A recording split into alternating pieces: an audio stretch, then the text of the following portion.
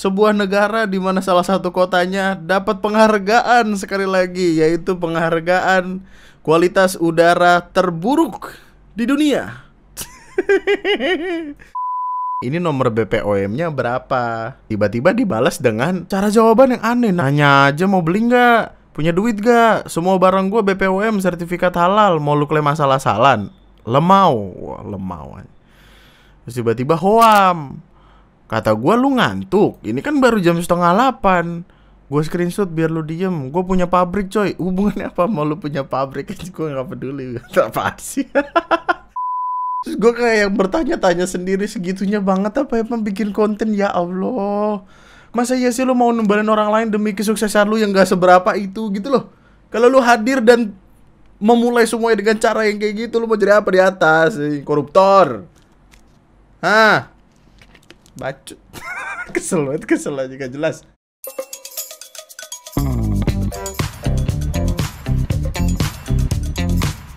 Halo calon jenazah, selamat malam dan selamat datang kembali di TNM. Selamat datang kembali di sebuah pembahasan lainnya akan apa-apa yang terjadi di Indonesia.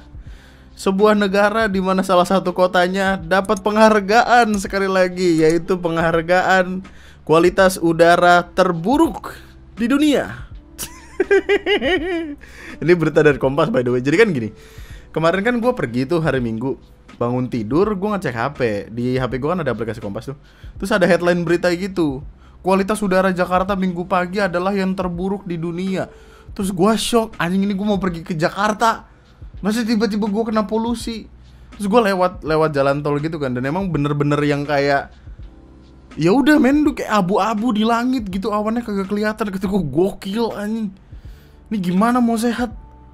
Gimana orang Jakarta bisa sehat kalau semisal udaranya aja tuh berasa seperti menghirup 11 asap rokok setiap bulannya?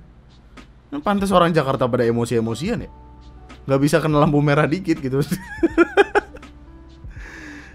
Tetaplah sehat men, tetaplah sehat, tetaplah bahagia. Hati-hati. Pakai masker ya.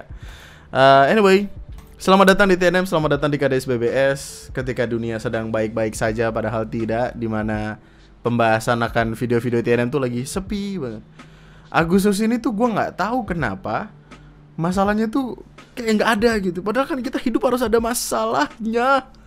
Kita harus memiliki masalah supaya biar gue mulai rentetan pembahasannya dengan salah satu pelajaran yang cukup penting ketika kita ingin berjualan sesuatu. Gini, public relation dari sebuah perusahaan itu sepenting itu karena itu adalah wajah dari perusahaan atau unit bisnis usaha tersebut. Kalau semisal garda terdepannya sembarangan, brandnya bisa jelek. Itu kan kenapa kayak kasir-kasir di minimarket tuh punya SOP kayak melayani harus baik, harus senyum segala macam, karena itu adalah wajah perusahaan. Tiba-tiba di TikTok ada perkara yang kalau kita lihat tuh kayaknya ini perkara yang sesederhana orang ini nggak pantas dipekerjakan di tempat yang dimaksud.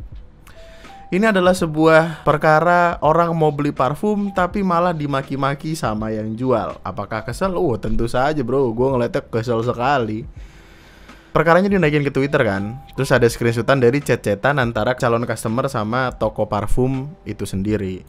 Di TikTok ada yang namanya Meher Perfume. Cecetannya ya kita baca aja ya bersama-sama ya. Jadi kan dia ini ada bot nih, ada yang bisa kami bantu gitu. Terus tiba-tiba calon customernya nanya, ini nomor BPOM-nya berapa? Tiba-tiba dibalas dengan cara jawaban yang aneh. Nanya aja mau beli nggak? Punya duit nggak? Semua barang gue BPOM sertifikat halal. Mau lu klaim asal-asalan? Lemau. Wah, lemau. Terus tiba-tiba hoam. Kata gue lu ngantuk. Ini kan baru jam 7:30. Hoam-hoam minum kopi, kalau nggak minum aqua.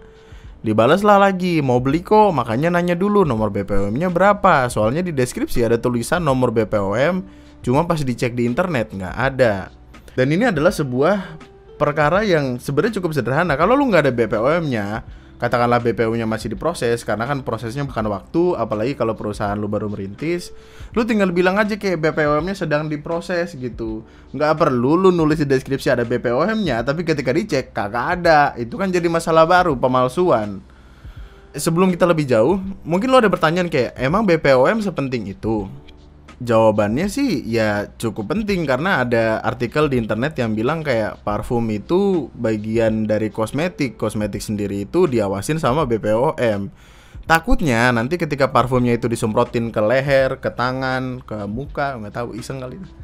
Takutnya iritasi dan ada zat yang memicu kanker segala macam. Sederhananya kayak gitu. Tapi apakah saklek harus ada BPOM-nya apa enggak ya, itu masih dipertanyakan. Tapi kok dia udah berani-beraninya belum ada BPOM ditaruh di deskripsi, ya waktu dicek palsu. Orang ini berusaha mastiin. Tiba-tiba dibalasnya kayak gini, nggak ada duit nggak usah bacot bro, wah, miskin nggak usah gaya, hoam. Nih, gue screenshot biar lu diem. Gue punya pabrik coy. Lah, hah? Gue nggak tahu ya, ini di catatan TikTok ini bisa di-unsend nggak sih? Kok kayak ada beberapa pesan yang hilang gitu? Gue screenshot biar lu diem. Gue punya pabrik coy. Hubungannya apa mau lu punya pabrik? Gue gak peduli. Apa sih? Kalau lu yang punya pabrik gak perlu jadi admin. Hire karyawan biar jawabannya bagus. Boleh lihat nomor BPOM screenshotnya. WK. Ups, mau diklaim sama si Fankuy. Ah? Dia maksudnya klaim-klaim apa sih? Ini yang gue pikirin kayaknya yang jual itu merasa produknya itu mau dicuri sama orang, mau diklaim sama orang. Jadi mungkin yang jual ini berpikiran siapapun yang bertanya BPOM tersebut itu mau mastiin ini udah ada BPOM-nya atau belum. Kalau belum ada BPOM-nya, pengen diambil sama yang nanyain ini. Mungkin pikiran yang jual tuh kayak gitu. Iya gak sih? Aduh, gue jadi bingung. Ini maksudnya klaim-klaim tuh gimana? Masalah dia bawa kata-kata Fankuy loh. Asal lo tahu, itu kalimat nggak bagus ya. Kata itu tidak bagus sama sekali karena itu udah ngebawa-bawa isu rasisme. Fankuy, buat lo yang belum tahu, adalah ras orang asli Indonesia, bukan keturunan Tionghoa. Kata Fankuy berkonotasi negatif dan cenderung rasis karena biasanya kata ini digunakan dengan intonasi ketidaksukaan. Jadi kayak N-word di Amerika sana. Men, kata itu tuh setidak bagus itu, tapi kok bisa dia tiba-tiba ngelontarin kata tersebut gitu. Inilah yang dipermasalahkan sama orang-orang. Udah mah jawabannya ketus, marah-marah, gak jelas, tiba-tiba rasis. Masih berlanjut gak ya? Ngakak gua, BPOM-nya emang rahasia kah? Hoam, lu mau klaim itu barang lu. Duh, modusnya. Kasihan gue masih miskin jadi ngemis. Dah gini aja bro, kalau lu merasa lu bener gue tunggu ya. Maju aja, gue punya BPOM sertifikat halal. Gue maklon di pabrik, nggak usah bacot. Dah gitu aja, gue tahu lu kompetitor sampah. Pabriknya di mana? Paling merek-merek parfum lempiran sampah. Hoam bay miskin. Nah, hah? Kok tertrigger dia? Iya bener kayaknya. Siapapun admin ini berpikiran kalau yang ngechat tadi adalah kompetitor dan pengen ngeklaim produknya dia dengan cara tahu nomor BPOM segala macam. Emang nomor BPOM rahasia ya? Perasaan gue di produk-produk apapun ada nomor BPOM-nya. Obat nih ada nih BPOM obat. Lah gimana? Perasaan gak rahasia? Diapet gue habis diare kemarin. Nih ada DAA 21. Kenapa dirahasiain nih? Nah setelah perkaranya rame, kan diomongin sama orang-orang kan di Twitter ya, seperti lo tahu Twitter kan rame sekali ngomongin sesuatu. Ya orang pada marah-marah ngelihatnya. Hoam-hoamu lu beli Pocari Sweat sono gitu. Buset, seller tidak ramah, pas viral langsung hilang akunnya. Karena dia kan kayak punya produk gitu di Shopee, terus hilang gitu, kayak akunnya hilang. Terus gua buka TikToknya, gue penasaran kan. Nah dia tiba-tiba ngebikin video klarifikasi. Dan video klarifikasinya ini terlihat orang-orang ya di internet pikirnya ini tuh kayak playing victim. Karena dia jadi dapat hujatan, dan hujatan yang dibawa sama orang-orang itu isu-isu rasisme juga. Karena ya lu memulai dengan cara yang demikian, ya orang akan balas dengan demikian gitu. Maksudnya itu adalah apa yang lu dapatkan dari benih yang lu tanam gitu. Terus dia di TikTok naikin perkara ini. Izinkan kami klarifikasi. Pada tanggal 10-11 Agustus, TikTok Shop kami mendapatkan teror black campaign dari oknum, pesan menyudutkan dan banyak ujaran rasisme. Semua bermula dari pertanyaan mengenai regulasi BPOM yang sedang kami proses. karena baru saja 4 bulan My Hero Perfume berdiri. Terus kalau misalkan kalimatnya masih diproses, kenapa dari awal bilang BPOM-nya ada? Namun perundungan rasisme ini terjadi bahkan sejak awal Meher berjualan live TikTok, di mana owner Meher langsung turun andil.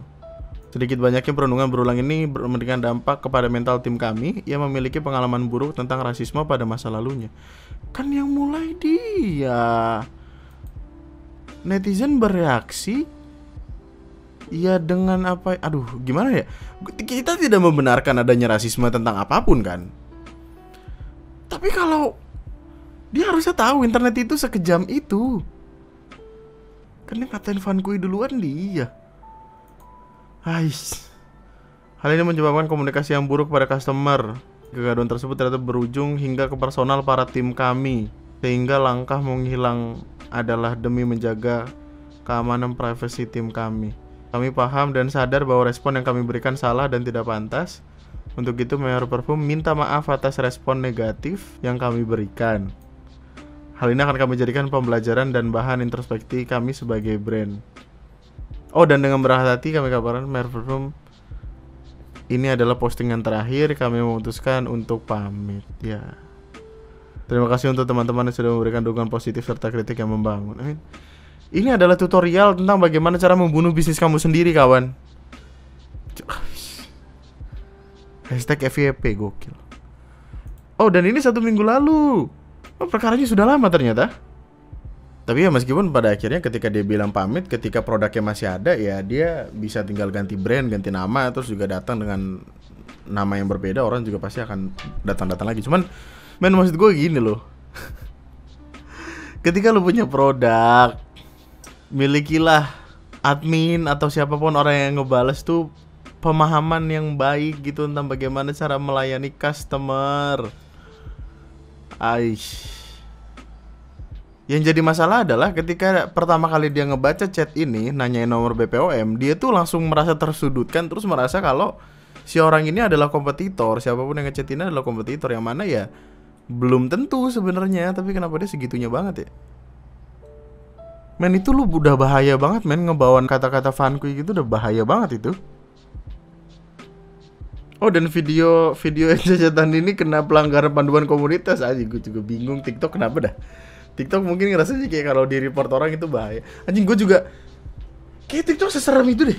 Gue pernah tahu kena kayak ginian juga. Kayaknya 10 orang report tuh langsung hilang video lu kayaknya dah. Aneh anjing. Tapi ya gitu deh. Ya. Intinya gini, kalau misalkan lu punya usaha, punya unit bisnis tertentu, tolong pastikan siapapun yang ada di garda terdepan perusahaan lu itu tahu bagaimana cara menangani customer yang baik. Dah. Meskipun ada pertanyaan juga di kepala gua, emang nanyain BPOM sensitif itu ya? Nanyain BPOM tuh sama kayak nanyain umur cewek gak sih? Nggak boleh kan? Atau kayak agama gitu kan nggak boleh kan? Emang sesensitif itu ya BPOM? Gua nggak tahu sih. Ini haus ada BPOM-nya nggak nih? Penasaran. Ada. TikTok aneh-aneh men.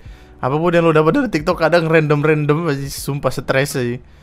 Kayak perkara ini deh, ini ada sebuah thread di Twitter keluar 15 Agustus lalu tentang video-video tanya jawab tai kucing itu yang ternyata palsu alias settingan. Jadi semuanya bermula ketika ada orang naikin thread ini di Twitter.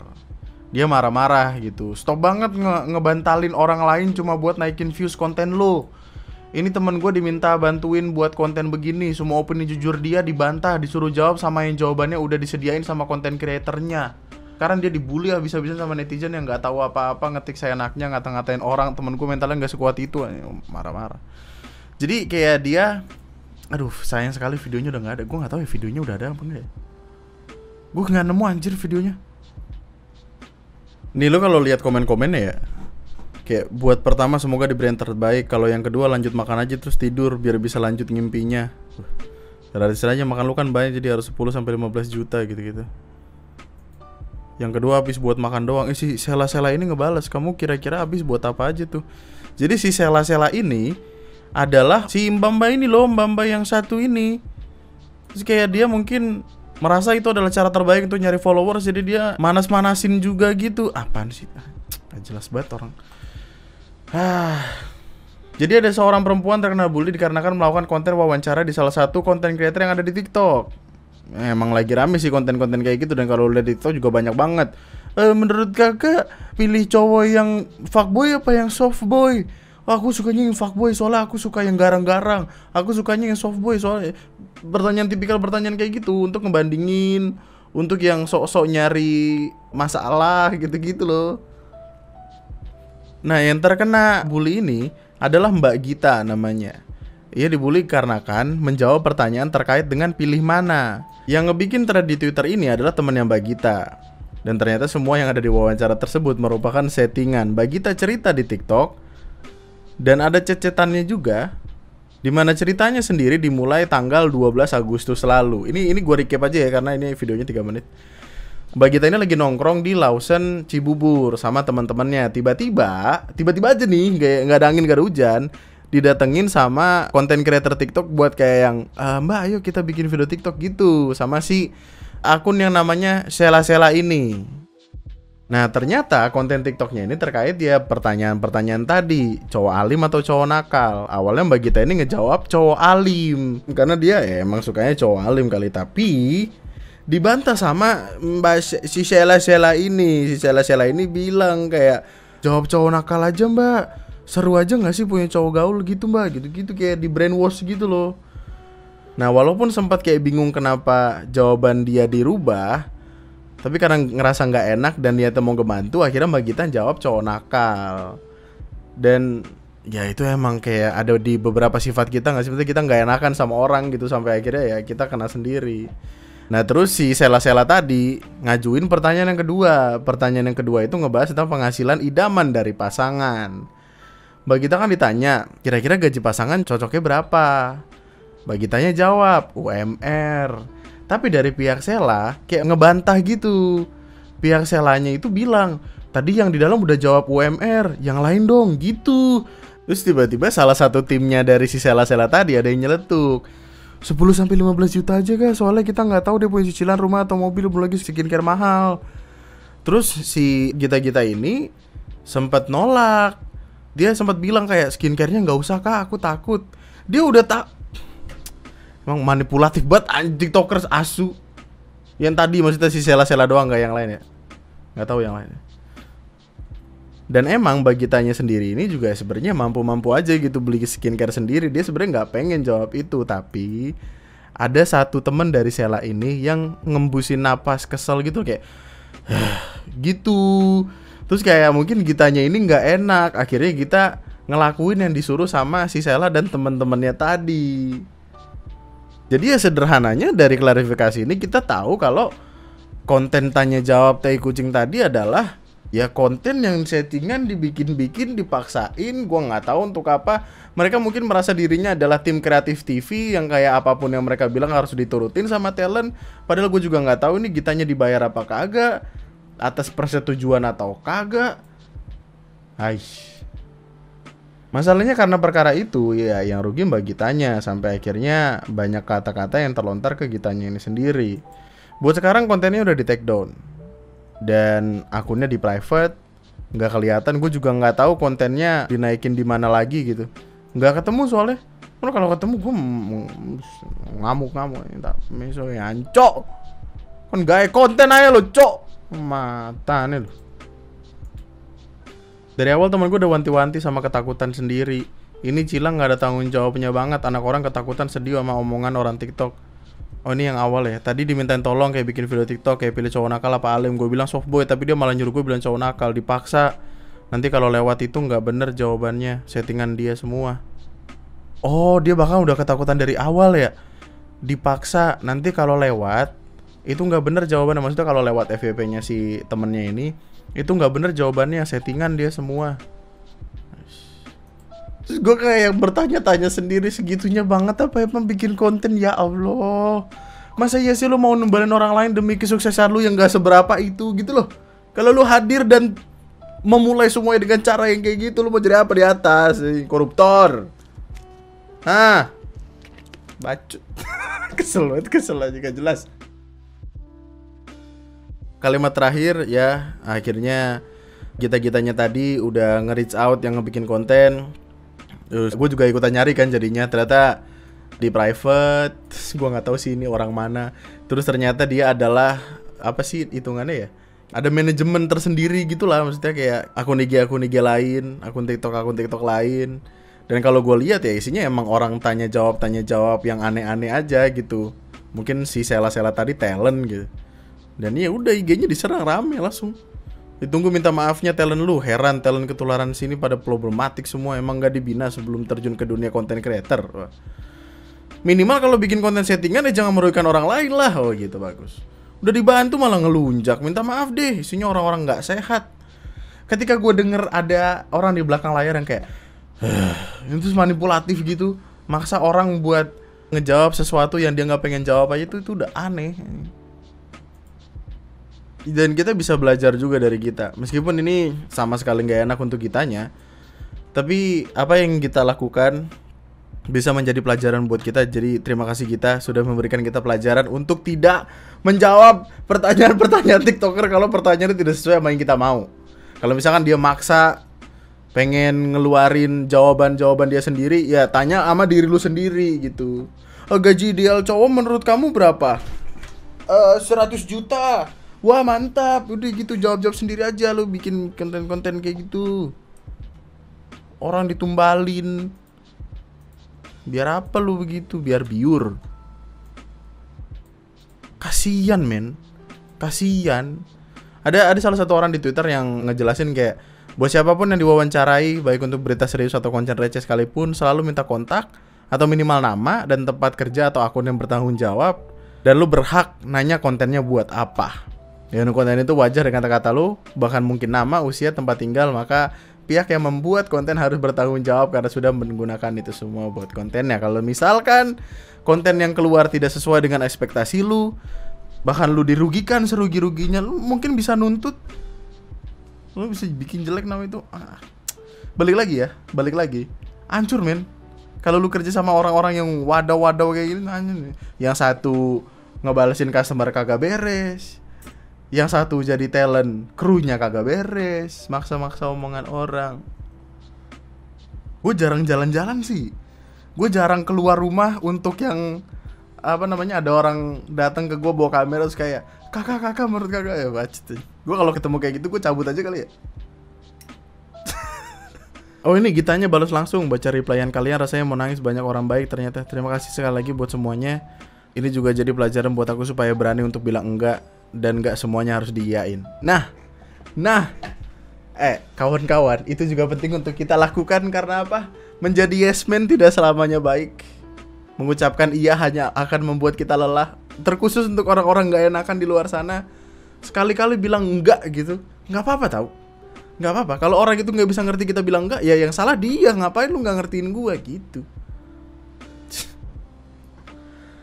Sumpah kemarin temanku baru aja cerita kalau temennya ketemu sama nih content creator. Kasian banget temennya jadi dihujat, minta videonya untuk di take down, malah yang balas timnya mulu. Alasan itu yang paling ngehe, dia nggak modal anjir, masa cuma dibayarin kopi doang. Sedangkan teman-temanku harus nanggung resiko harga dirinya rusak gara-gara dirujak habis sama netizen. Semua konten dia settingan dan 100.000 tapi nggak mau modal. Anjing, gue kira dibayar, ternyata dikasih kopi. Emang gue mau begadang lu kasih kopi? Apaan sih lu? Anjing, makin dipikirin makin jahat ya orang ini ya. Well, technically speaking kita nggak tahu ya, apakah purely dia sebagai wajah dari videonya atau tim-tim yang bekerja di balik layar. Karena kan mereka satu kesatuan gitu. Iya dong. Nggak fair sih kalau kita bilang dia doang. Harusnya kayak semua yang bekerja membuat video ini gitu. Kecuali Magita ya, Magita baik. Magita sehat-sehat terus. Selain itu berak lah lu, nggak jelas banget. Kalau misalkan suatu waktu lu lagi jalan-jalan di kota-kota gitu kayak Blok M, Mangdu, segala macamnya, pedestrian terus tiba-tiba disamarin TikToker, lu selengkat aja. Gak boleh. Masih banyak TikTokers yang sehat di luar sana. Meskipun ada beberapa yang mana, tapi kayak kita nggak bisa mukul rata. Intinya berhati-hatilah dengan yang kayak ginian. Kalau semisal dia minta kita jawab yang enggak, kita rekam balik aja. Woi, settingan nih, lihat nih guys, nih lihat nih, ini muka-mukanya nih, ini krunya nih. Ini yang tadi kayak buang napas melecehkan gitu kayak gitu jangan. Ini mukanya nih kayak berak nih, lo lihat nih. Nah, yang kayak gini lah nih sebenarnya yang harus kena UU ITE ya. Menyebarkan berita bohong, ngebikin orang pusing, ngebikin orang kecewa. Kan pihak Pak Maimunnya jadi pusing. Harus gimana? Pihak warganya kecewa karena dari pagi nungguin dibagi duit kagak dibagi-bagi. Cari yang bikin status tersebut, tampol. Ya, sentil lak-lakannya lu kalau ngomong jangan sembarangan. Jempolnya potek gitu. Nah, gitu. Sembarangan tuh orang.